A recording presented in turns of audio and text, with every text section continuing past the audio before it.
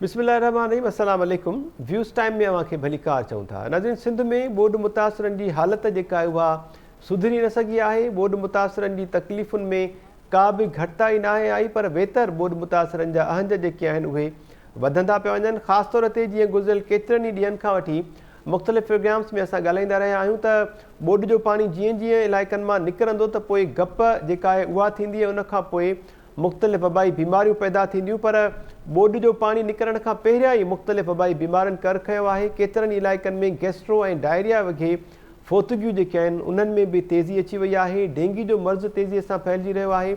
उन सां गॾु गॾु मलेरिया में बि इज़ाफ़ो थिए पियो। बुख ऐं बदहाली जेका आहे उहा बि वधंदी पई वञे। केतिरियूं अहिड़ियूं कैम्प्स आहिनि जिते इंतिज़ामिया अञा ताईं न पहुची सघी आहे। नवां नवां जेके कट्स आहिनि उहे बि हयां पिया वञनि ऐं मुख़्तलिफ़ इलाइक़ा जेके आहिनि उन्हनि ते बि पाणी जो शदीद दबाव वधंदो पियो वञे। ख़ासि तौर ते ज़िक्र कयूं भान सैदाबाद जो ऐं उनजे भर पासे जे इलाइक़नि जो। सेवण शहर जे आसपास जा इलाइक़ा जेके आहिनि उहे ॿोॾि जे पाणी में ॿुॾियल आहिनि। अहिड़ी सूरत हाल जिते सिंध में बुख ऐं बदहाली आहे। बलोचिस्तान तक़रीबन मुकमल तौर ते ॿुॾी चुको आहे। गॾियल क़ौमुनि जो secretary general Antonio Guterres Pakistan जे 2 ॾींहंनि जे दौरे ते पहुतो आहे। उन सां गॾो गॾु USAID जी जेका एडमिनिस्ट्रेटर आहे समांथा पावर उहा बि पाकिस्तान जे दौरे ते पहुती आहे। सेक्रेटरी जनरल गॾियल क़ौमुनि जे एंटोनियो गुतेरेस अॼु इस्लामाबाद में ब्रीफिंग बि वरिती आहे। उन सां गॾो गॾु वज़ीर आज़म शहबाज शरीफ़ सां उन गॾियल प्रेस कॉन्फ्रेंस कई। उन खां पोइ परॾेही वज़ीर people's party chairman Bilawal Bhutto Zardari सां बि गॾियल प्रेस कॉन्फ्रेंस कई। एंटोनियो गुतेरेस खे जेका ब्रीफिंग ॾिनी वई उन में ॿुधायो वियो त लॻभॻि कोई $30 अरब जो मुल्क खे नुक़सानु थियो आहे। जंहिंखां पोइ एंटोनियो गुतेरेस फौरी तौर ते आलमी बिरादरी खे अपील कई त पाकिस्तान जी फौरी तौर मदद कई वञे, छाकाणि त पाकिस्तान हिन वक़्तु सख़्तु ॾुखियाईनि खे मुंहुं ॾिए पियो ऐं तमामु घणी तबाही आई आहे। इन सूरत हाल ते ई ॻाल्हि ॿोल कंदासीं। जेके पैनलिस्ट आहिनि उन जो तारीफ़ मां असां कराईंदो हलां। सीनियर तजिया निगार आहिनि नसीर मेमन साहब असांखे जॉइन कयो आहे। डॉक्टर जमील अहमद ख़ान साहब, प्रोफेसर मुश्ताक मीरानी साहब, डॉक्टर अयूब शेख साहब ऐं प्रोफेसर इनाम भट्टी साहब असां सां गॾु आहिनि। मुश्ताक मीरानी साहब, ॿियनि पैनलिस्ट जी इजाज़त सां अव्हां खां शुरूआति कयूं पिया। सर, $30 बिलियन जो काथो लॻायो वियो आहे त इहो सॼे मुल्क में नुक़सानु थियो आहे हालिया बरसातुनि ऐं ॿोॾि जे करे। उनखां पोइ गॾियल क़ौमुनि पारां आलमी इदारनि खे अपील कई वई आहे डोनर्स खे त पाकिस्तान जी फौरी तौर ते मदद कनि। सम्झो पिया हाणे जेके ज़ख़्म आहिनि सिंध वासियुनि जा, बलोचिस्तान वासियुनि जा, उन्हनि जे लाइ का उमेदु पैदा थी आहे। उन्हनि जे ज़ख़्मनि ते पहा जेके आहिनि उहे रखी सघिबा कुझु ॾींहंनि खां पोइ जेसि ताईं इमदाद पहुचे? तमामु घटि। मिसाल तौर मां तोखे स्टार्ट कया त लफ़्ज़ ज़िम्मेवारी आहे जी त जनरल सेक्रेटरी UNO जो 10,000 किलोमीटर सफ़र करे अचे पाकिस्तान त अचे थो। उन जे जॻह ते क्लाइमेट चेंज जी मिनिस्टर शीरी रहमान जेसिताईं मूंखे ख़बर आहे हिकिड़ो ॾींहुं बि इंटीरियर सिंध में या कराची में ॿिए जॻह ते न वई आहे।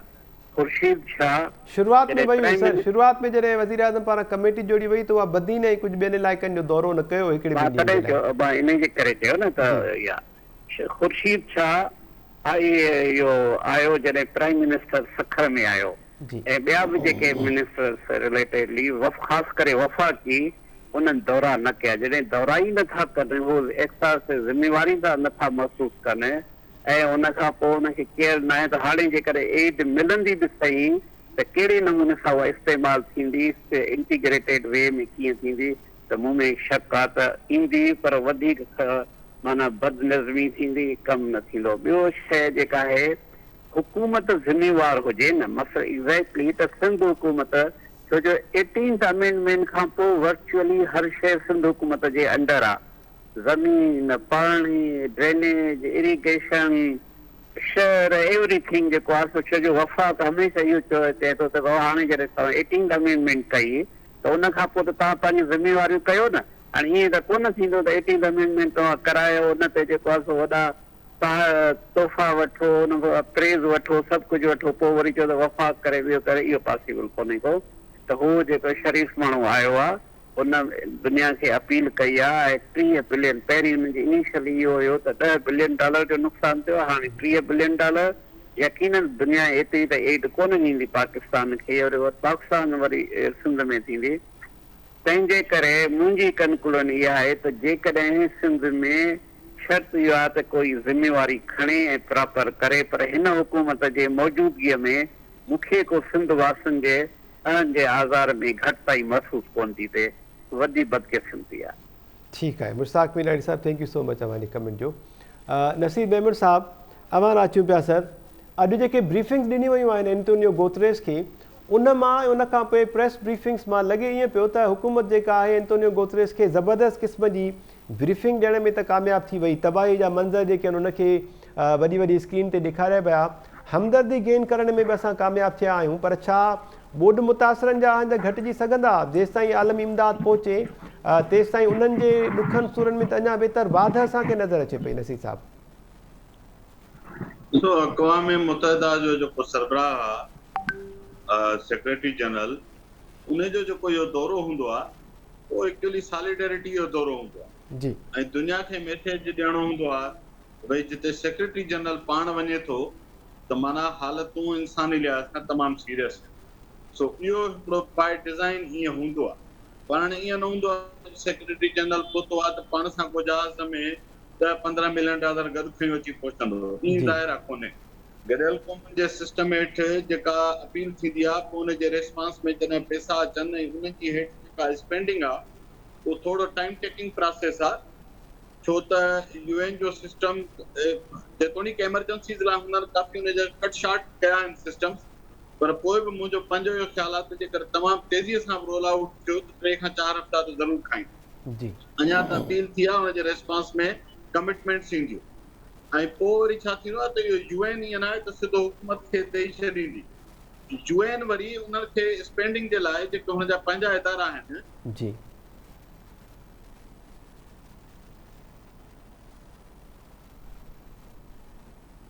जी नसीब अहमद साहब,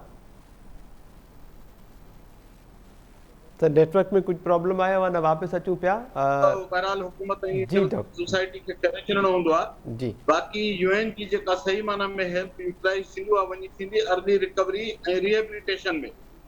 बाक़ी फ़िलहाल जेके पैसा ॾोकड़ आहिनि, असुल ॻाल्हि आहे उन्हनि जी त हींअर रिसोर्स ॾाढो अवेलेबल आहे। सभ खां अहम जेके 2 मरहला हूंदा आहिनि शुरूआत में, उहे रेस्क्यू ऐं रिलीफ आहिनि, ऐं उन में UN हिकदमि कुझु नथी करे सघे, या को बि इंटरनेशनल डोनर हिकदमि कुझु नथो करे सघे। तमामु घणो सामान मोकिलियो वियो आहे, तव्हां ॾिठो हूंदो हवाई अॾे ते रोज़ तस्वीरूं अचनि थियूं। कंहिंखे बि सिस्टम में तव्हां पुछी ॾिसो, PDMA खां पुछी ॾिसो, वज़ीरनि खां, बहालीअ जे वज़ीर खां पुछो, ॿियनि डिपार्टमेंट्स खां पुछो, कंहिंखे बि एक्चुअली क्लियर ॻाल्हि केरु ॿुधाए नथो त आख़िर इहो एतिरो जेको सामान अचे थो उन जी डिस्ट्रीब्यूशन जो मैकेनिज़म कहिड़ो आहे, किथे ऐं केतिरो ऐं कीअं पियो वञे। मां नथो चाहियां त केरु खणी भॼी वियो आहे हितां, पर उहो पब्लिक नॉलेज में आणनि त ख़बर हुजे त ही फलाणी शइ, हेतिरा कंबल, हेतिरा टेंट दादू, उन जी फलाणी कैंप में ॾिनासीं, हेतिरा शक्कर जी कैंप में ॾिनासीं, इन उहा डेटा साम्हूं अचणु घुरिजे। ऐं ॿी इंपॉर्टेंट शइ जंहिंजो असां बार बार ज़िक्र कयूं था, कल्ह मूं मंछर जे इलाइक़े में, बूबक जे ऐं भान जे इलाइक़े में कुझु जेके फैक्ट्रीज़ आहिनि दोस्त, हुन सां मूं ॻाल्हायो पिए। जी, मूं हुन खां वरी बि पुछो त इहे कुझु TV चैनल से आयो पिए त हुकूमत माण्हुनि खे ट्रांसपोर्ट मुहैया कई आहे। उन्हनि चयो त कंहिंखे का ट्रांसपोर्ट कान मिली आहे। लख सवा लख, 1.5 लख या के एस्टिमेट आहिनि त 2 लख माण्हू पंहिंजे एरिया में डिस्प्लेस थियल आहिनि। उहे सभु पंहिंजे हालात पाण पंहिंजी भॼ करे निकिरनि पिया त जेका इमीडिएट नीड रिलीफ ऐं रेस्क्यू थी आहे, उहे ॿई रेस्पॉन्सिस ॾाढा वीक आहिनि। उन्हनि खे घणो बहितर करण जी ज़रूरत हुई, जेके अनफॉर्चुनेटली न थी सघिया। UN जे अचण खां पोइ थी सघे थो जेकर उन इंटरवीन डायरेक्ट पंहिंजे इदारनि जे थ्रू कयो, यूनिसेफ ऐं इन्हनि जे, त शायदि अर्ली रिकवरी जी स्टेज ते कुझु बहितर रिस्पॉन्स नज़र अचे, पर हींअर ताईं जो रिस्पॉन्स ह्यूमैनिटेरियन स्टैंडर्ड्स खां घणो घटि आहे। बिल्कुलु ठीकु आहे। मां ॻाल्हि कई त अर्ली जेके हूंदो आहे मामिलो रिलीफ ऐं रेस्क्यू जो, उहो ई असांखे एतिरो घटि नज़र आयो आहे, उन में हुकूमत खे कामयाबी न मिली सघी आहे, या रिलीफ वारा जेके इदारा आहिनि त अञा त ॿिया जेके मरहला आहिनि उहे वॾा चैलेंजिंग आहिनि। नसीर साहब वापसि अवां ईंदासीं। Doctor Jameel Ahmed Khan Sahib, thank you so much sir, अवां जॉइन कयो। अवां कीअं पिया ॾिसो डिप्लोमेटिक मूव्स जेके पाकिस्तान जा आहिनि, जेका अप्रोच आहे, गॾियल क़ौमुनि जो सेक्रेटरी जनरल एंटोनियो गुटेरेस पहुतो आहे, उन सां गॾोगॾु USAID जी एडमिनिस्ट्रेटर समांथा पावर पाकिस्तान में मौजूदु आहे, ऐं गॾियल प्रेस कॉन्फ्रेंसिस बि थियूं, ब्रीफिंग्स बि ॾिनियूं वियूं, ऐं गॾियल क़ौमुनि पारां आलमी इदारनि खे, डोनर्स खे इमदाद जी अपील कई वई आहे पाकिस्तान जे लाइ फौरी तौर ते।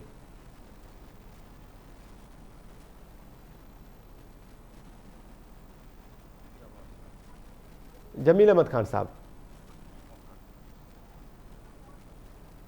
आवाज़ अचे पियो सर अवां वटि? जमील साहब ॾांहुं वापसि वञूं था। प्रोफेसर इनाम भट्टी साहब, अवां ॿुधो पिया सर? जी जी मेहताब, अवां कीअं ॾिठो सर अॼोकी जेके एक्टिविटीज़ आहिनि, एंटोनियो गुटेरेस साहब जी ब्रीफिंग्स इंतिहाई ॾुख जो इज़हार करणु ऐं इहो चवणु त मां ॾाढा तबाहीअ वारा मंज़र ॾिठा आहिनि, उनखां पोइ वरी हुन इंट्रस्ट बि फील करायो, शो करायो त मंछर मां अञा ताईं को ख़तरो त नाहे, माण्हुनि खे पाणी जेको आहे उहो केॾांहुं वेंदो, कहिड़नि आबादियुनि खे नुक़सानु पहुचाईंदो, छा चवंदो अवां? नेशंस जे सेक्रेटरी जो मुल्क में पहुचणु ऐं उन जो सॼी दुनिया इहो पैगाम ॾियणु त पाकिस्तान जे अंदरि हिकिड़ो तमामु वॾे क़िस्म जो जेको डिज़ास्टर थियो आहे उन में उन जी सहायता ऐं मदद करणु घुरिजे, अरब डॉलर जेका अपील आहे उहा बिल्कुलु दुरुस्त आहे। पर आउं सिर्फ़ु उन में हिकिड़ी शइ जो इज़ाफ़ो कंदुसि, उहो इहो आहे खे बशमूल अक़वाम मुतहदा जे सेक्रेटरी खे इहो बि असांखे ॿुधाइणु घुरिजे त सिंध जे अंदरि ई जेका सॼी बद इंतिज़ामी आहे, जेका सरकारी नाअहली आहे, जेका बेड गवर्नेंस आहे, जेका करप्शन आहे, इन जो कहिड़ो तालुक़ आहे आलमी माहौलियाती तब्दीलीअ सां? छा दुनिया जी जेका क्लाइमेट चेंज आहे उन क्लाइमेट चेंज में इहो बि शामिल आहे त दुनिया जा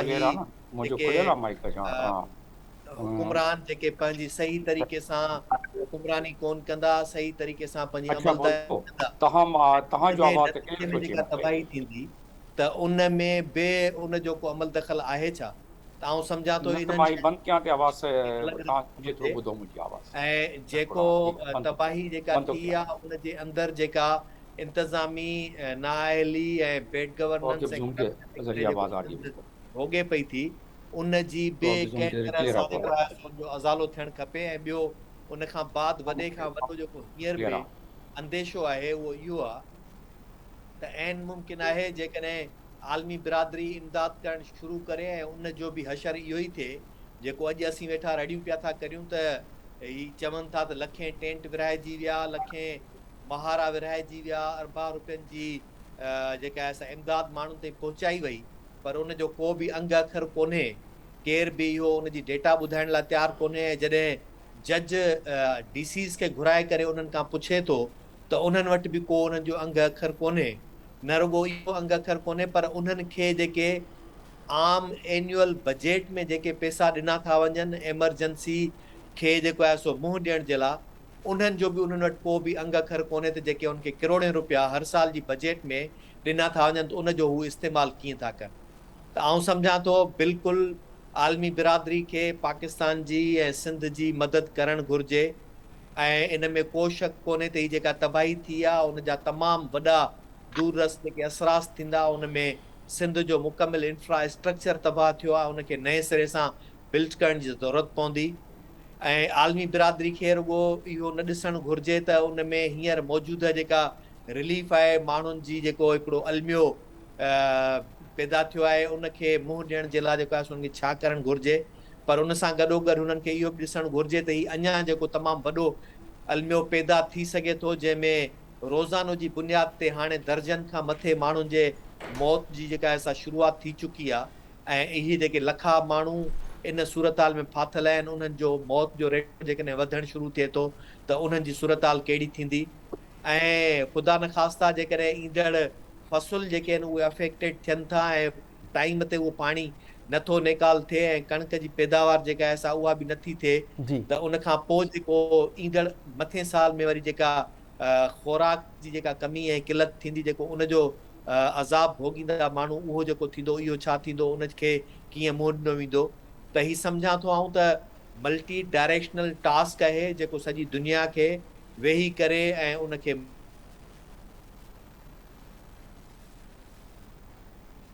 जी ठीकु आहे। इनाम भट्टी साहब वापसि अचूं पिया अवां ॾांहुं। डॉक्टर जमील अहमद ख़ान साहब, अवां ॾांहुं आवाज़ अचे पियो सर? इन्हनि जे हूंदे इहो सभु कुझु थियो त इन मां का बि चङाई जी उमेद नथी रखी सघिजे। जी बिल्कुलु प्रोफेसर इनाम भट्टी साहब। डॉक्टर साहब अवां ॾे आवाज़ अचे पियो जमील अहमद ख़ान साहब?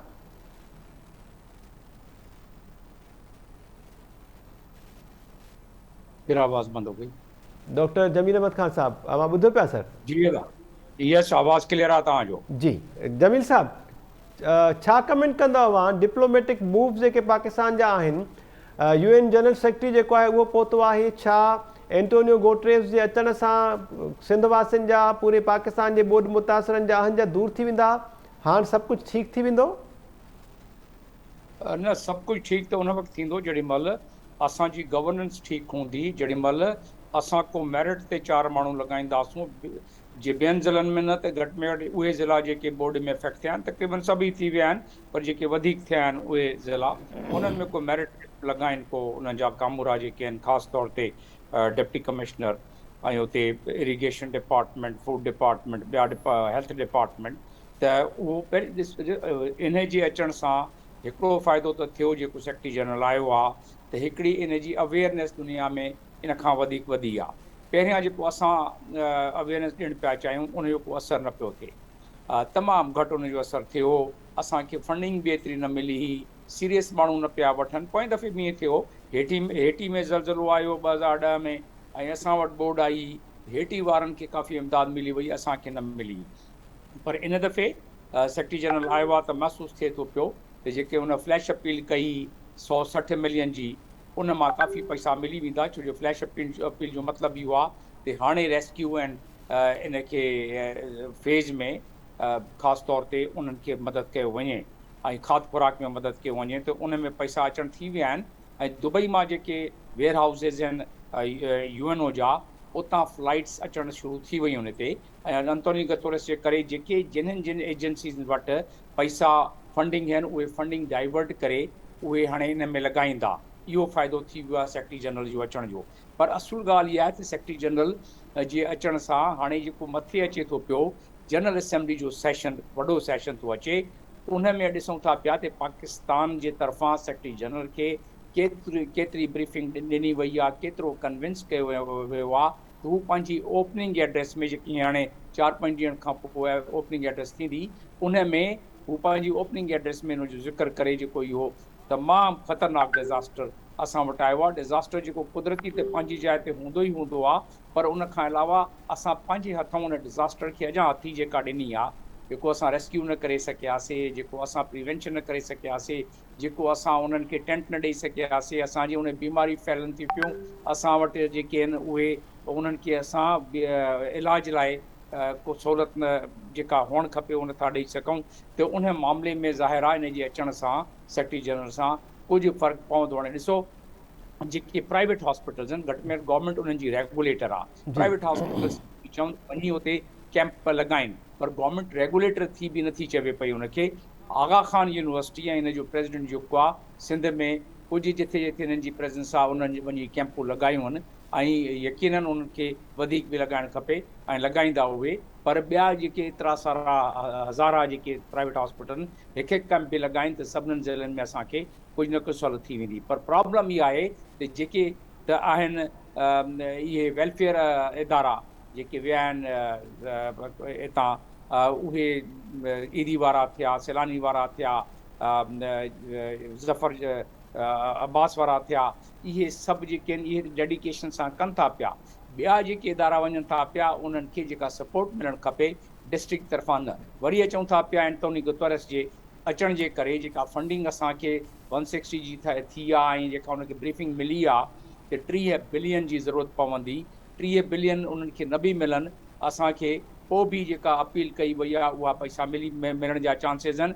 यूनाइटेड नेशंस में जेको मुंहिंजो तजुर्बो आहे, मां जेतिरो अर्सो रहियो आहियां, असां जेकी बि अपील कंदा हुआसीं उन जो कमिटमेंट जो 40% जेको पैसा मिलंदा, 60% असांखे न मिलंदा पैसा। त इन दफ़े बि मूंखे कोई इन मां उमेदु न आहे त इहे 100% असांखे मिली वेंदा, किथे बि न मिलंदा आहिनि। ठीकु आहे। इन जे अचण जे करे जेको हीअ हाणे 30 मिलियन जो थियो आहे, 30 बिलियन जी जेका असां उन्हनि खे ब्रीफिंग ॾिनी आहे, उन जे करे।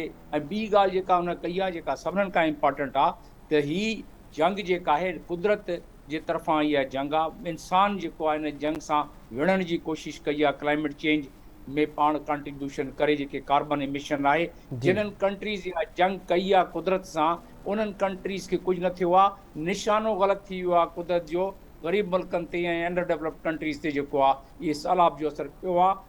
डोह आहे उन्हनि मुल्कनि जो जिन्हनि कार्बन एमिशन वधीक कई आहे जंहिंजे करे क्लाइमेट चेंज थी आहे ऐं उन्हनि खे खपे उन्हनि मुल्कनि खे त हिन मुल्क जी पाकिस्तान जी मदद कनि उन में शायदि असरु यकीनन थींदो ऐं कुझु इमदाद मिलंदी दुनिया ओवर फटीक थी वई आहे डोनेशन जे ॾियण में ऐं इमदाद ॾियण में पर एंटोनी गुटेरेस जे करे इन दफ़े सभु जेके UN जी बजटेड जेके फंड्स आहिनि उन्हनि मां बि पैसा अचणु शुरू थी विया आहिनि ऐं उन खां अलावा दुनिया जा ॿिया इदारा उहे अट्रैक्ट थींदा इन जे करे छो जो यूनाइटेड नेशन जी हिकिड़ी अम्ब्रेला ऑर्गेनाइज़ेशन आहे for all the INGOs international NGOs आहिनि उन जे करे बि हिकिड़ो इहो फ़ाइदो हुअणु खपे हाणे सुवालु इहो पैदा थिए थो पियो त इमदाद जा जहाज़ जेके कराची एयरपोर्ट ते अचनि था पिया उन जे कहिड़े इंफ्रास्ट्रक्चर जे तहत असां अॻिते पहुचायूं था पिया उहो इंफ्रास्ट्रक्चर वीक आहे ॿी ॻाल्हि त ओताकनि में जेके सामान वञे थो पियो माण्हुनि खे जेके पंहिंजा वोटर सपोर्टर या पंहिंजा माण्हू उन्हनि खे ॾियनि था पिया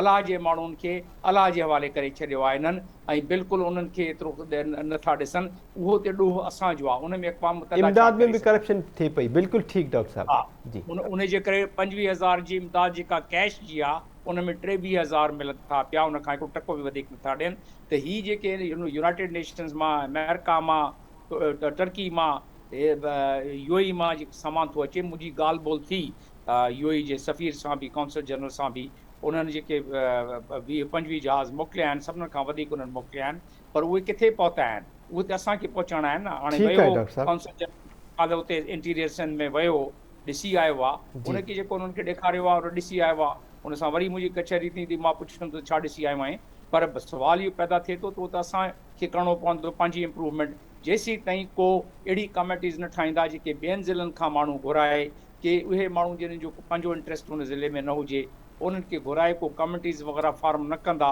त बाबा तव्हां जेके माण्हू अलाह वारा आहिनि उन्हनि खे पहुचायो सामान जेसीं ताईं कमु न था हलंदो जी ठीकु आहे doctor Jameel Ahmed Khan Sahib thank you sir doctor Ayub Shaikh sahab doctor Jameel Ahmed Khan sahab जी ॻाल्हि ॿोल मां ॿुधी प्रोफेसर इनाम भट्टी साहब ऐं नसीर मेमर साहब जी बि जेको मूंखे सम्झ में आयो त नसीर मेमर साहब जीअं चयो त सॉलिडेरिटीअ जो हिकिड़ो दौरो आहे UN सेक्रेटरी जनरल जेको आहे पहुतो आहे अॻिते जेका उमेद ज़रूरु पैदा थी आहे डॉक्टर जमील अहमद ख़ान साहब जो वरी इहो चवणु आहे अव्हांखे छा पियो लॻे हिन दौरे खां पोइ छा सिंध वासियुनि जा बलोचिस्तान वासियुनि जा अहंज दूरि थी सघंदा उन्हनि जूं जेके तबाहियूं थियूं स्ट्रक्चर जेको मुकमल तौर ते तबाह थियो आहे उहो ॿीहर बहाल थियणु केतिरो चैलेंजिंग आहे सर महताब वॾी महिरबानी असल ॻाल्हि हीअ सम्झणु खपे त सिंध जे माण्हुनि जा आहिनि तॾहिं दूरि थींदा जॾहिं सिंध में वॾेरा शाही ख़तमु थींदी इन करे इहो गुतरु साहिब जे हद खां त चढ़ियल कमु आहे जो असां तव्हांजे हद खां चढ़ियल कमु आहे ऐं हीउ जेको बि कुझु थियो आहे तव्हां हिकिड़ी ॻाल्हि सम्झो त अॼु तारीख़ आहे 9 तारीख़ आहे सर 9 तारीख़ सेप्टेंबर जी ऐं 8-7 ॾींहंनि खां पोइ लाड़ में सरिया जो फसल पोखणो अवां खे इहा ॻाल्हि ॿुधी ॾुख बि थींदो ऐं इंतिहाई बदइंतिज़ामी ऐं इंतिहाई नाकाम इंतिज़ाम ते माण्हू खे शर्म अचणु खपे त लखे किरोड़े एकड़ ज़मीन जेका आहे उहा जंहिं नमूने असां तबाह कई आहे ऐं उन जे बारे में कल्ह राति बि वॾेरा पाण में विड़िया आहिनि त कहिड़ो शहर तबाह थियणु खपे कहिड़ो न थियणु खपे ऐं वॾेरनि कल्ह राति बि गंबट शहर जे लाइ वरी अलर्ट जारी कयो आउं तव्हांखे त ॿुधायां तव्हांजा TV चैनल उन नमूने तव्हांजा रिपोर्टर बिज़ी आहिनि ॿियनि कमनि में ऐं रिलीफ वारनि कमनि में शायदि कल्ह सांगड़ में हुर जमायत वारनि हुकूमत वक़्त खे चयो त जे असां जूं ज़मीनूं ॿोड़ण जे लाइ कट ॾींदव त असां तव्हांखे कट ॾेई छॾींदासीं पोइ छा थियो त जिते सरकार कट ॾियणु पई चाहियो जेका वाजिबी ॻाल्हि हुई उहा वाजिबी ॻाल्हि थियण जे बदिरां जेका नावाजिबी हुई सा फ़क़ीर साहिबान करे छॾी मां पंहिंजे पाण खां राति ई पुछां पियो त इहा आख़िर हुकूमत कंहिंजी थी हले जंहिं वटि लठ वॾी आहे जंहिं वटि बंदूक वॾी आहे जंहिं वटि ताक़त घणी आहे जे ताक़तूं असांजी हुकूमतुनि खां बि मथे आहिनि त पोइ असां वॾेरनि खे एॾो ताक़तवर छो बणायोसीं जीअं अॼु पाकिस्तान जी इस्टेब्लिशमेंट खां पुछनि था त भाई इमरान खे एॾो ताक़तवर छो बणायो जी या अल्ताफ़ हुसैन लाॻे चवंदा त एॾो ताक़तवर छो ही वॾेरनि खे एॾो ताक़तवर छो था बणाइनि जो वॾेरा सच समूरनि सिंध जी गिचीअ ते सिंध जे गिचीअ लाइ हिकिड़ो मौत साबित था थियनि। गुतरश साहब वारी डिप्लोमेसी जेको कुझु थियो आयो, नंबर 1 बहितरीन ॻाल्हि आहे जेका जमील अहमद ख़ान साहब कई त हिन शख़्स जे अचण जे करे, हेॾी वॾी शख़्सियत जे अचण जे करे असांजो जेको कैलेमिटी जो स्केल आहे उन जे बारे में सॼी दुनिया खे ख़बर पइजी वई त बाबा हिन मुल्क सां हेॾो वॾो ज़ुल्म, हेॾो वॾो नाक थी चुको आहे जो अक़वाम मुतहिदा पाण उते सीड़जी वई। असांजो को ॾोह बि न हुयो, उन्हनि मुल्कनि जे करे एॾो वॾो नुक़सानु थियो। जी, इहा ॻाल्हि ॾाढी भली, उहो त हुननि पाण बि कई, शहबाज़ शरीफ़ हुन खां अवल बि कई आहे, मुराद अली शाह साहब ॿिया सभु कंदा आया आहिनि, शेरी रहमान बि कई आहे। जी, त असांजो 0.8% आहे कंट्रीब्यूशन, ऐं असां 8 नंबर ज़िलतूं बर्दाश्त करण वारो मुल्क साबित कया विया आहियूं। जी, ॿियो तव्हां खां इहो सुवाल त अॻिते हली पुछंदा न माण्हू त जेकॾहिं माहौलियाती तब्दीली जेका आहे उहा पाकिस्तान में आई त पाकिस्तान में पोइ रुॻो बलूचिस्तान ऐं सिंध छो सिलेक्ट थिया आहिनि, इहो केरु थो करे? जी, ॾखण पंजाबी इलाइक़ा पोइ केरु थो सिलेक्ट करे? इहो बि त तव्हांखे अॻिते हली हिसाबु ॾियणो पवंदो न। रुॻो अलाह साईं जे उन ते रखी त इहा अलाह साईं कयो आहे, मां त इन ते मुतफ़िक़ नथो थी सघां। हिकिड़ी ॻाल्हि। जी, ॿी ॻाल्हि इहा आहे त पंजाब में पोखी शुरू थियण जे लाइ सांभा पिया थियनि जी डॉक्टर साहब। ऐं सिंध में अञा ताईं रेस्क्यू ऐं रिलीफ जे कम मां असां पूरा न थिया आहियूं। हिकु त नज़र नथो अचे, ॿियो बिल्कुलु। असां उन स्टेज ते आहियूं। टियों, मां वेंदे वेंदे तव्हांखे सिर्फ़ु इहो चवां त सिंध सरकार खे खपे त जेका इमदाद आहे उनजी शिफ़ाफ़ियत जो पहलू खणी माण्हुनि खे पका घर ठाराए ॾियो, माण्हुनि खे लीज़ करे ॾियो उन्हनि जा घर, ऐं माण्हुनि खे मालकाणो ॾियो, ऐं माण्हुनि खे प्रॉपर ज़िंदगी गुज़ारण लाइ जेके बि बैंक मां ऐं कानून साज़ इदारनि मां सहूलियतूं मिलंदियूं आहिनि उन्हनि जे लाइ सिंध गवर्नमेंट कानून साज़ी करे। जी, ठीकु आहे डॉक्टर कानून यूब शेख साहब। साज़ी खां सवाइ ही असांजा सभु माण्हू वरी रुली वेंदा ऐं चवंदा हुआ तुंहिंजो घर नालो लिखियल ई कोन्हे, तुंहिंजो ॻोठु नालो लिखियल ई कोन्हे। इन करे असांजे ॻोठ जो, असांजे माण्हुनि जो मालकाणो जेको आहे उन जे लाइ कानून साज़ी सिंध गवर्नमेंट, सिंध असेंबली करे। ठीकु आहे डॉक्टर यूब शेख साहब। नसीर मेमन साहब, अॼु एंटोनियो गुतरेस हिन प्रेस ब्रीफिंग दौरान हिकु सुवाल कयो त छा मंछर जो जेको पाणी आहे उन खां अञा बि माण्हुनि खे ख़तरो आहे? त उन वक़्तु ब्रीफिंग त खेसि ॾिनी वई, पर अमलदारनि पारां इहो न ॿुधायो वियो, जीअं डॉक्टर यूब शेख साहब चयो त सिंध खे जेको असुलु ख़तरो आहे उहो वॾेरनि ऐं भोतारनि मां आहे, चूंडियल नुमाइंदनि मां आहे, बासरनि मां आहे, जेके पाणीअ खे लंघ न पिया ॾियनि। ॿी ॻाल्हि थी आहे शफ़ाफ़ियत जी। अॼोकी प्रेस ब्रीफिंग दौरान वज़ीर आज़म शहबाज़ शरीफ़ खे छो इहो चवणो पइजी वियो त आलमी बिरादरी पारां जेका इमदाद मिलंदी उहा शफ़ाफ़ नमूने असां ॿोॾि मुतासिरनि ते ई ख़र्चु कंदासीं? मतिलबु त कुझु त घोटालो आहे, तनक़ीद जेका थिए पई उहा जाइज़ आहे, सिंधवासी या ॿोॾि मुतासिर जेका कनि पिया हुकूमत ते? तव्हांजो महताब थोरो आवाज़ कटिजी वियो विच ते, पर जेको मां सम्झी सघियो आहे, हिकिड़ो त तव्हां ॻाल्हि कई त एंटोनियो गुतरेस आयो आहे ऐं पोइ हुनखे इहा ख़बर न आहे त एक्चुअली वॾेरा रंडक आहिनि या छा। जी, यूएन जो सरबराह हिते असांजे इंटरनल गवर्नेंस जा मामला ज़ाहिर कोन ॾिसंदो, इहो हुनजो डोमेन कोन्हे। अक्सर जिन मुल्कनि में वॾियूं तबाहियूं आहियूं उहे गवर्नेंस जे हवाले सां ॾाढा बदकिस्मती सां ख़राब मुल्क ई हूंदा आहिनि। जी,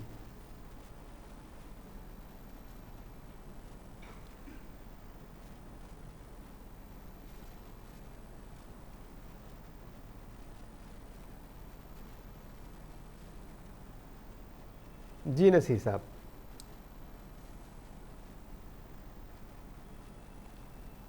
डिटेल में हुनखे ओरिएंटेशन ॾिनी वई हूंदी ज़ाहिर आहे, पर इहो यूएन जो कमु न आहे त चीन ते ॻाल्हाए सघे ऐं इहो चए त मंछर खे पाणी फलाणो वॾेरो नथो छॾे। इहे ॾाढा इंटरनल मैटर्स आहिनि, गवर्नमेंट्स जा आहिनि। यूएन वारो जीअं मूं चयो त सॉलिडेरिटी विज़िट ते आहे ऐं दुनिया खे मैसेज ॾियणो हूंदो आहे। पर्सनली सेक्रेटरी जनरल जो अचणु हिकिड़ो सिंबॉलिक वैल्यू रखंदो आहे त उहे उते वेंदा आहिनि जिते तमामु गैर मामूली ह्यूमैनिटेरियन डिज़ास्टर हुजे, तॾहिं उहे पर्सनली वेंदा आहिनि त जीअं हुनजे रेस्पॉन्स खे सीरियस वरितो वञे सॼी दुनिया में।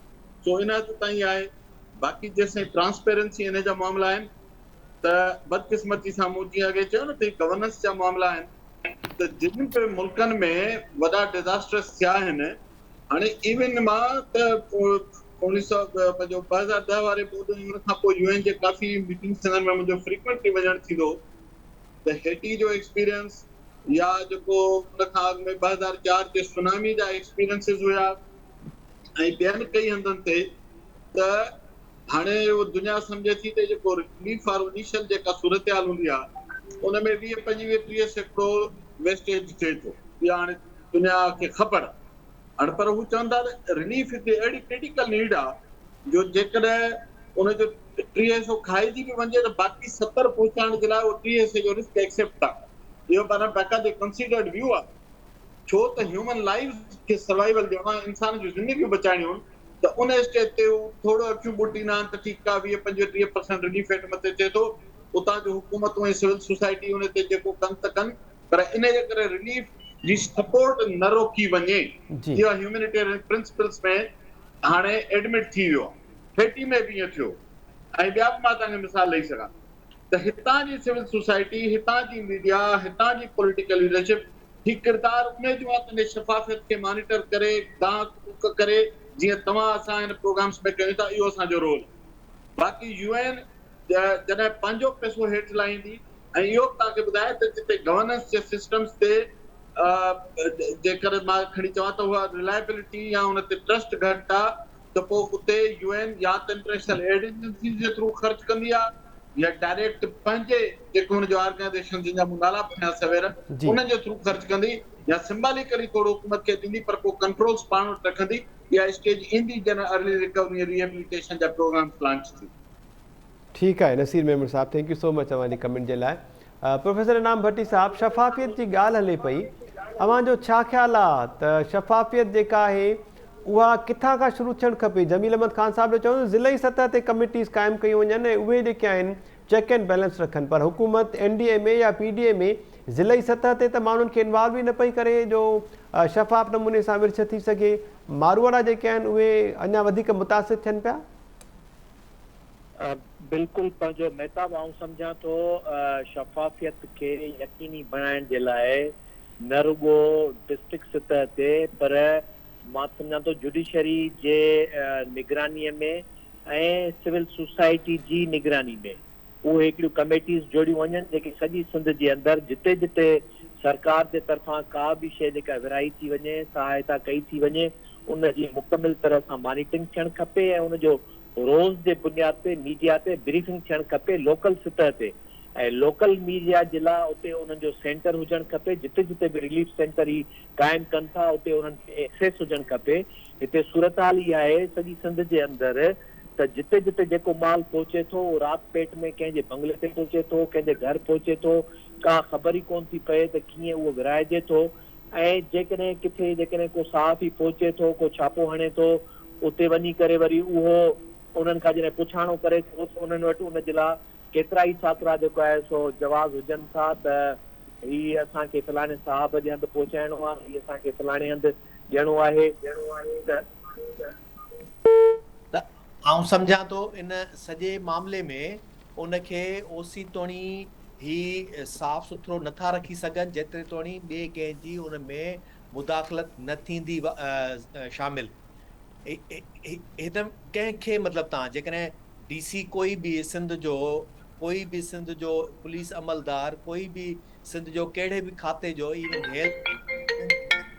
जेके बि आहिनि छाकाणि त उहे मुलाज़िम आहिनि सरकार जा जंहिंजे करे पोइ हुननि खे कंहिं न कंहिं तरह सां के मजबूरियूं थी थियूं पवनि ऐं उहे सभु उन्हनि कंहिं न कंहिं बंगले जे तरफ़ां अपॉइंट थियल आहिनि कंहिं बंगले जी हाज़ुरी भरींदड़ आहिनि तंहिंजे करे पोइ उहे मुहताज थी था पवनि त आउं सम्झां थो इन खे यकीनी बणाइण जे लाइ जेकॾहिं वाकई पीपुल्स पार्टी खे अञा बि इन में को आहे हू चाहे थी त को बि हिकिड़ो बि अफेक्टी जेको आहे जेको मुतासिर थियो आहे ऐं उन ताईं उहा शइ बिना कंहिं तफ़रीक़ जे पहुचणु घुरिजे त पीपुल्स पार्टी खे इहा बि दिलि वॾी करणु घुरिजे त उन में जेके ॿियूं जमायतूं आहिनि जेके बि ॿियूं पॉलिटिकल धुरियूं आहिनि जेके उनजो मुखालिफ़ आहिनि उन्हनि खे बि ऑन बोर्ड खणणु घुरिजे ऐं केतिरनि हंधनि ते इहो बि ॾिठो वियो आहे ऐं इहो ख़ासि करे इंतिहाई ख़राबु तरीक़ेकार आहे त तव्हांजो जेको मुखालिफ़ वोटर आहे उनखे मुकमिल तरह सां नज़रअंदाज़ कयो थो वञे ऐं जेकॾहिं उहो किथे को सरकारी अमलदार जेकॾहिं उन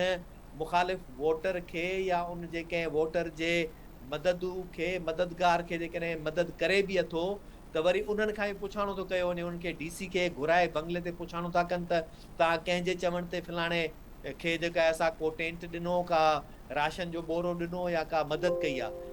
इहे सभु शयूं बि ॾिसण में अचनि थियूं पयूं सॼी सिंध जे अंदरि। त मूंखे लॻे थो त सिंध गवर्नमेंट वारो रोल अदा कोन पई करे, उहो पीपल्स पार्टी वारो रोल अदा पई थी करे। ऐं हिन उन्हनि खे पंहिंजे वोटर ऐं पंहिंजे ख़ासि चहीते ऐं सिलेक्टेड माण्हूअ जी वधीक ॻणती आहे। सॼी सिंध ऐं समूरनि माण्हुनि जो लाचार उनखे घटि आहे, जेको कट ॾियण खां वठी करे हिन राशन जी विरासत ताईं नज़र अचे थो पियो।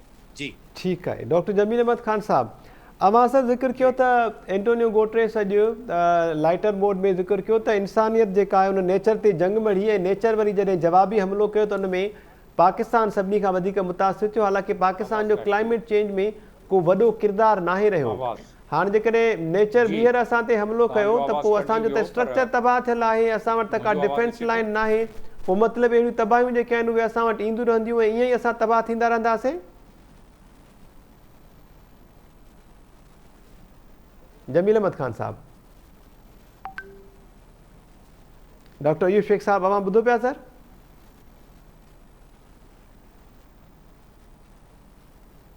अयूब शेख साहब, अवां ॿुधो पिया सर? ॻाल्हि कयो पिया, ऐं उहो लाइटर मूड में न, उन सीरियस मूड में ॻाल्हि कई। ठीकु आहे सर। सवाल जो इब्तिदा तां जेको ॿुधो मां जी, त उन में सीरियस मोड में त जेके कुदरत जेको आहे उहो बदिलो थी वठे। इन अदर वर्ड्स ह्यूमन सां माण्हू जेके इंसान हिते वसंदा आहिनि त उन्हनि जेको कुदरत सां छेड़छाड़ कई आहे, क्लाइमेट खे टोटल तबाह करे छॾियो आहे। त हाणे उहो वरी जेकी जंग उन शुरू कई आहे कुदरत, यानी कि जेको कुदरत रिवेंज थी वठे, उहा इन करे त उहे ग़रीब मुल्कनि ते अचनि था पिया। ॾोह आहे अमीर मुल्कनि जो ऐं भोॻनि था पिया ग़रीब मुल्कनि जा माण्हू। उहा उन ॻाल्हि कई।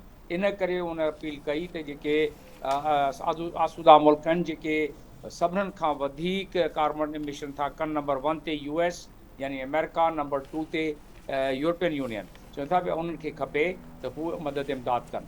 आवाज़ तव्हांखे अचे थो? जी डॉक्टर साहब, कंटिन्यू कयो प्लीज़। हा, त हू मदद इमदाद कनि। त उन सीरियस नोट ते उन्हनि ॻाल्हि कई। ॿी ॻाल्हि जेका निकिरे पई उहा यूनाइटेड नेशंस जी हिकिड़ी तमामु अकाउंटिंग सिस्टम सख़्त आहे। मां यूनाइटेड नेशंस में 9.5 साल उते कमु करे आयो आहियां मुख़्तलिफ़ मुल्कनि में। ऐं हू जेॾी महिल पैसा ख़र्च कंदी आहे त उन जी ऑडिटिंग तमामु सख़्तु हूंदी आहे। उन में पंहिंजी एजेंसीज़, जीअं नसीर साहब पियो ॿुधाए, उन खां अलावा इम्प्लीमेंटिंग पार्टनर में मोस्टली इंटरनेशनल NGO हूंदा आहिनि। पर असां इंटरनेशनल NGOs खे पोयनि 5-6 सालनि में एतिरो सौगो कयोसीं त या उहो भॼी विया या थोरा रहिजी विया आहिनि। उन्हनि खे नो ऑब्जेक्शन अञा ताईं नथी मिले पूरी। जेके 2-3 आहिनि उहे ॾाढी मुश्किल सां ते पहुता आहिनि। त मोस्टली अहिड़नि डिज़ास्टर या अहिड़नि अज़ाबनि में अची उहो NGOs implementing partner United nation जा थींदा आहिनि। छो जो यूनाइटेड नेशन जे पंहिंजे स्ट्रक्चर में एतिरी वॾी स्ट्रक्चर न हूंदी आहे, एतिरी वॾी कैपेसिटी न हूंदी आहे त उहो सॼे मुल्क में फैलिजी पंहिंजे स्ट्रक्चर सां कमु करे सघनि। त उहा ॾुखियाई थींदी, उहा ॻाल्हि अणाउ थींदो त उन में मजबूर उन्हनि खे लोकल NGOs खे ॾियणो पवंदो। ऐं लोकल NGOs जेके आहिनि उहे बि जेके बाअसर माण्हू आहिनि उन्हनि जे असर में हूंदा आहिनि। पोइ ॻाल्हि उते अची बीहंदी। ऐं जेके अलाह वारा माण्हू आहिनि, ग़रीब गुरबा आहिनि, उन्हनि ताईं अमदाद पहुचणु उहो आख़िर में थोरी टके पैसे जी शायदि पहुची वञे। त इन करे ही जेके तमामु वॾो हिकु डिज़ास्टर असां वटि आयो आहे, नुक़सानु थियो आहे, इन नुक़सान खे पूरो करण में काफ़ी साल लॻी वेंदा। ऐं उन में बि जे प्लानिंग ऐं गवर्नेंस इन्हनि सही कई, जे प्लानिंग ऐं गवर्नेंस सही न कई त माण्हू कुझु त बुख सां मरंदा, कुझु जेके आहिनि मौसम जे लिहाज़ सां मरंदा। उन खां वधीक जेके माण्हू मरंदा उहे हेल्थ प्रॉब्लम जेके हाणे थी वई आहे, हेल्थ प्रॉब्लम वाटर बेस्ड जेके हेल्थ प्रॉब्लम थी आहे। ऐं उन में हाणे उहो माण्हू बिल्कुलु तव्हां ॾिसंदव उन खां बाद रोज़गारु उन्हनि खे न हूंदो। ऐं इहे सभु अज़ाब उन्हनि ते जेको अचानक अचे थो पियो, उहा साडा गवर्नमेंट खे गवर्नेंस पंहिंजी इम्प्रूव कंदी त जेकी इमदाद अचे थी पई, इमदाद ईंदी रहंदी। छो जे रिहेबिलिटेशन में इमदाद इन खां वधीक ईंदी आहे। त हुनखे संभालण लाइ, उन्हनि खे पहुचाइण लाइ इन दफ़े हिकिड़ी ॻाल्हि त असांखे यादि रखणु खपे, 2010 में टोटल 4 लख क्यूसेक पाणी आयो हो। इन दफ़े 7 लख आवश्यकता जी पूरी न थी आहे। जेॾी महिल असांजो सॼो सर्वे ऐं असेसमेंट थींदी त तव्हां ॾिसंदव त असांजो केतिरो वॾो नुक़सानु थियो आहे। ख़ासि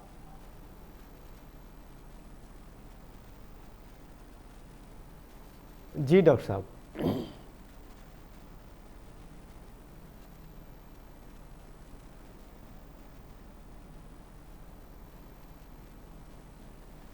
इमदाद जी पोइ ख़ुदा खे साम्हूं रखंदे पंहिंजे ज़मीर खे साम्हूं रखंदे उन्हनि खे इमदाद पहुचाइण ॾियनि। इमदाद खोड़ सारी पहुचाइण वारी ॻाल्हि। ठीकु आहे डॉक्टर जमील अहमद ख़ान साहब। डॉक्टर अयूब शेख साहब अवां अचूं पिया सर। एंटोनियो गुटेरेस जे पाकिस्तान अचण खां पोइ जिते असां ॾिठो त मीडिया जेका आहे उहा डाइवर्ट थी वई, ख़बरुनि जो मर्कज़ ऐं लाइव कवरेज जो मर्कज़ एंटोनियो गुटेरेस ऐं प्रेस ब्रीफिंग्स थी वियूं। उते ई असां सिंध वासियुनि जा अहंज जेके आहिनि कुझु देरि जे लाइ उहे बि डाइवर्ट थी विया, पर कुझु मंज़र जेके आहिनि जीअं टेलीविज़न स्क्रीन ते ॾेखारे रहिया आहियूं त क़ब्रिस्ताननि में पाणी बीठल आहे। माण्हुनि जे लाइ लाश दफ़नाइण जेको आहे उहो तमामु घणो ॾुखियो ऐं नामुमकिन बणियल आहे। सिंध वासियुनि जा इहे अहंज केरु दूरि कंदो, या समूरी जेका मशीनरी आहे, इंतिज़ामिया आहे, हुकूमत आहे, सरकार जेके चऊं था उहा सरकार सिर्फ़ु इन्हनि चङनि मुड़ुसनि ऐं परॾेही महिमाननि जी वेलकम करण में रुधल रहंदी ऐं मारवाड़ा जेके आहिनि उहे ईअं ई पाणी उकारे प्यारनि जा लाश ढोईंदा रहंदा?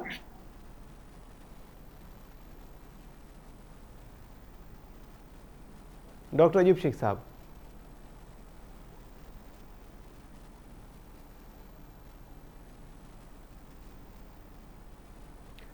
नाज़रीन के प्रोग्राम में ॻाल्हि ॿोल कई आहे असां त एंटोनियो गुटेरेस गॾियल क़ौमुनि जो सेक्रेटरी जनरल पाकिस्तान जे 2 ॾींहंनि जे दौरे ते पहुतो आहे। USAID जी जेका एडमिनिस्ट्रेटर आहे समांथा पावर उहा बि पाकिस्तान जे दौरे ते मौजूदु आहे। परॾेही वज़ीर बिलावल भुट्टो ज़रदारी सां समांथा पावर जी मुलाक़ात थी आहे। एंटोनियो गुटेरेस वज़ीर आज़म समेत बिलावल भुट्टो ज़रदारी सां मुलाक़ात बि कई ऐं गॾियल प्रेस कॉन्फ्रेंसिस बि कयूं आहिनि। डॉक्टर साहब ॿुधो पिया हुआ डॉक्टर अयूब शेख साहब? जी जी जी जी जी डॉक्टर साहब मां पुछणु पियो चाहियो त सिंध वासियुनि जा अहंज त वेतर वधंदा पिया वञनि। कामोरा परॾेही महिमान आया आहिनि, हुकूमती मशीनरी मीडिया सॼी ओॾे डाइवर्ट थी वई आहे, पर ॿोॾि मुतासिर बरसाति मुतासिरनि जे लाइ पंजनि प्यारनि जा लाश दफ़नाइण हिन वक़्तु चैलेंज बणिजी वियो आहे। क़ब्रिस्ताननि में पाणी बीठल आहे, हद इहा आहे त पाणी क़ब्रिस्ताननि मां हुकूमत अञा निकाल न करे सघी आहे। क़ब्रिस्तान त आम ॻाल्हि आहे न, तव्हां इहे नंढियूं नंढियूं ॻाल्हियूं छो मूंखे त लेवल तव्हांजी सम्झ में नथी अचे। हीअ क़बरूं ॿबरूं आम ॻाल्हि आहिनि, इन्हनि खे कॾहिं बि न कतारींदा कयो। क़बर आई, क़बर वई, सिधी थी वई, ॻाल्हि ख़तमु। क़ब्रिस्तान ते अञा वेठा था रोअंदव छा? अॻे ई था रोई पिटी पोइ त दफ़नाए आया हूंदव न, वरी हाणे हुनजो क़ब्रिस्तान ते वरी धार रोअंदव। छॾियो इन रोअण खे। हाणे ॿुधो, सिंध गवर्नमेंट जेकॾहिं सीरियस हुजे हा जी त असांजे वीनस जे शहज़ादे खे गुतरुस साहब जे हेलीकॉप्टर ऐं जहाज़ में चाढ़े ई न, जंहिं सॼी सिंध खे वीनस जो सैर करायो।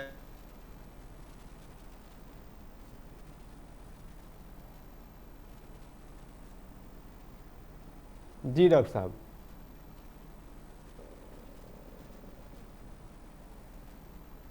आई सरकार जे करप्शन जी ॻाल्हि न थियणी आहे, न थींदी। तव्हां हीअं कयो, जेका बि सरकार आहे, जेके बि माण्हू आहिनि, अव्हांखे जेका बि इमदाद मिले, अव्हां समूरनि ॻोठनि जी सर्वे कराए हाणे सॼी सिंध खे पको कयो। इन मां त ज़ाती तौरु चाहियां थो त इन सॼी सिंध खे पके करण खां अवल इहे सिंध जा माण्हू सभु जो सभु किनारनि ते भले वेठा हुजनि। अवल तव्हां कुदरती जेके लंघ आहिनि बरसाति जा, पाणीअ जा, उहे सभु जो सभु साफ़ु करायो। ज़मींदारनि जा बंद सिंधु दरिया मां साफ़ु करायो। ऐं जेको 435 अरब रुपया ख़र्चु कयो आहे तव्हां, जंहिंमें हिकु सिर बि न लॻी आहे ऐं अलाए काॾे वियो, कीअं थियो। ऐं मूंखे 10 हुकूमत वक़्तु ऐं ख़ासि करे सिंध सरकार सिंध में 10 इरीगेशन जा ऐं सीडा जा इम्पोर्टेंट माहिर कढी चे, जिन हिन 12 जुलाई खां पोइ ॿुधायो हुजे त बरसाति हीअं कंदव त न थींदो असरु, हीअं कंदव त न थींदो, हीअं कंदव त न थींदो, नुक़सान खे हीअं घटाए सघिजे थो। मां त चवां 10 हिकिड़ा एक्सपर्ट सिंध गवर्नमेंट जे ज़ाहिर कया हुजनि हिन क़यामत में, हिन तबाहीअ में, तब मां चवां त सिंध गवर्नमेंट थोड़ी सीरियस कान्हे, जी बिल्कुलु सीरियस कान्हे। ऐं सिंध गवर्नमेंट खे मास्टर प्लेनर खणणा पवंदा, सिंध गवर्नमेंट खे लंघ साफ़ करणा पवंदा, सिंध गवर्नमेंट खे पाणी जा माहिर साम्हूं आणणा पवंदा। ऐं ॿी ॻाल्हि यादि रखो त ईंदड़ साल जेकॾहिं साॻी माहौलियाती तब्दीली, साॻी बरसाति आंदी त पोइ त सिंध मोहन जे दड़े वांगुरु बि तबाह न हूंदी, उन खां बि वधीक ख़राबु हाल में। ठीक है doctor Ayub Shaikh sahab, thank you so much sir. Professor Inam Bhatti sahab अवां जी वॾी महिरबानी। Naseer Memon sahab, thank you so much. Doctor Jameel Ahmed Khan sahab, thank you so much. ऐं मुश्ताक पिराड़ी साहब, अवां जी वॾी महिरबानी सर। अॼु नाज़रीन जेका ॻाल्हि ॿोल कईसीं, परॾेही जेके डोनर्स आहिनि, आलमी इदारा, उन्हनि खे इमदाद जी अपील कई वई आहे। एंटोनियो गुटेरेस गॾियल क़ौमुनि जो सेक्रेटरी जनरल पाकिस्तान जे दौरे ते आहे ऐं USAID जी जेका एडमिनिस्ट्रेटर आहे समांथा पावर, उहा बि पाकिस्तान जे दौरे ते आहे। ऐं आलमी जेके डोनर्स आहिनि इदारनि जा, उन्हनि खे अपील कई वई आहे त पाकिस्तान हिन वक़्तु बदतरीन जेका तबाही आहे उनखे मुंहुं ॾिए पियो, पाकिस्तान जी फौरी तौर ते मदद कई वञे।